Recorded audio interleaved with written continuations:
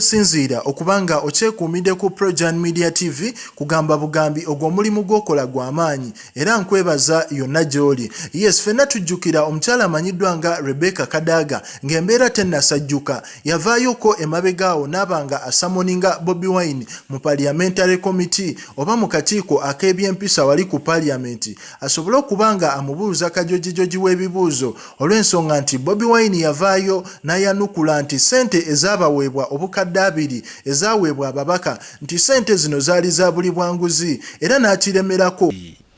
Ndi mwetegefu ogasimbagana n'aka kakiiko akakwasa empisa era kyembadde ngamba abantu kyembadde ngamba bannamawulire kyengenda okugamba aka akakiiko ezo ssente zaali za nguzi era zaali immoral.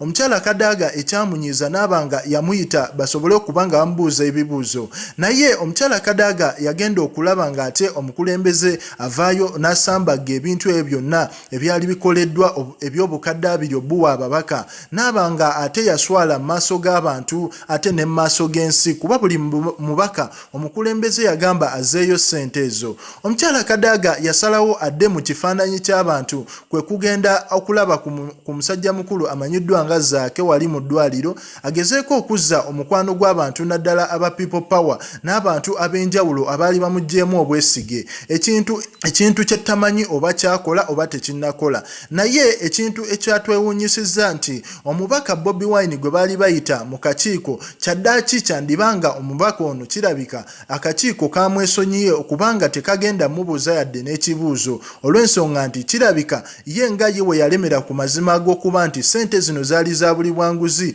ate omukulembeze w'eggwanga naye n'akikonfaminga kyategerekekwa nti omubaka Bobi Wine talina musango yadde n'ogumu. Naye ekibuuzo kiri nti Rebecca Kadaga anaasigala nga akyayagalwa abantu abadde bamwesiga oba naye tumutadde mu kiti ky'abamafiya. Commentinga, likinga, subscribinga.